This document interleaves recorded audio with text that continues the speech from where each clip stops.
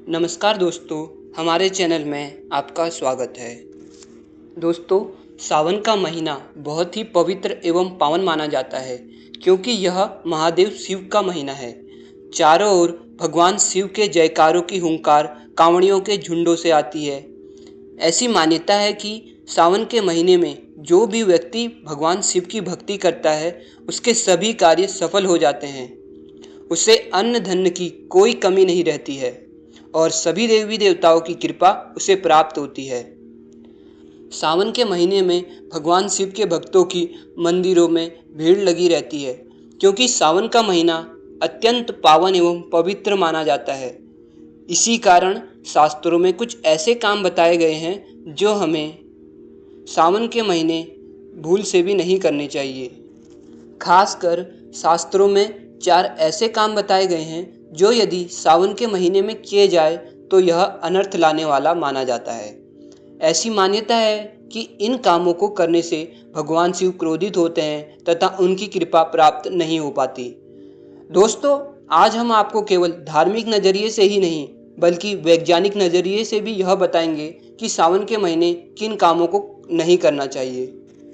दोस्तों, सावन के इस महीने भगवान शिव की पूजा करते समय यह बात अवश्य ध्यान रखें कि उन पर हल्दी ना चढ़े। यानी कि भगवान शिव को आप भूल से भी हल्दी ना चढ़ाएं। हल्दी केवल जलधारी पर ही चढ़नी चाहिए क्योंकि यह स्त्री तत्व को दर्शाता है तथा यह माता पार्वती का प्रतीक माना जाता है। शिवलिंग पुरुष तत्व से संबंधित है और ये शिव जी का प्रतीक है। इस कारण शिवलिंग पर नहीं बल्कि जलधारी पर हल्दी चढ़ाई जाती है।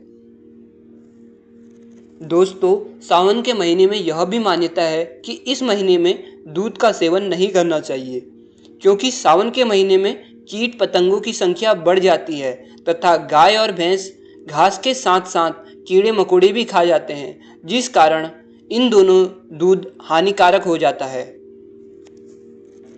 सावन के महीने में दूध के बाद बैंगन भी ऐसी सब्जी है जिसे खाना वर्जित माना गया है।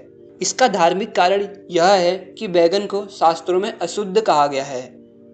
इसी कारण कार्तिक महीने में भी कार्तिक मास का व्रत रखने वाले व्यक्ति बैंगन से दूरी बनाए रखते हैं तथा इसका वैज्ञानिक कारण यह माना जाता है कि सावन में बैंगन में अधिक कीड़े लगते हैं। ऐसे में बैंगन का स्वास्थ्य पर बुरा प्रभाव पड़ सकता है, इसलिए सावन में बैंगन नहीं खाना चाहिए। सावन का महीना अत्यंत पावन एवं नई ऊर्जा प्रदान करने वाला होता है, अतः इस महीने में भूल से भी मन में गलत विचार न लाएं, जैसे किसी को नुकसान पहुंचाने के बारे में सोचना अथवा किसी स्त्री के संबंध में बुरे ख्यालों को मन में लाना। यदि आप मन में ऐसे विचार लेकर आते हैं तो इससे आपका ध्यान भटकने लगता है तथा आप भगवान शिव की भक्ति में ध्यान नहीं लगा पाते। शास्त्रों में स्त्री के संबंध में गलत सोचना महापाप माना गया है। स्त्री जननी है तथा इसका हमेशा सम्मान करना चाहिए। अधिकतर परिवारों में पति पत्नी के बीच वाद विवाद, छोटी मोटी लड़ाइयाँ अक्सर होती रहती हैं। ये आम बात है, लेकिन जब छोटी छोटी बातें बढ़ जाती है तो पूरा घर अशांत हो जाता है।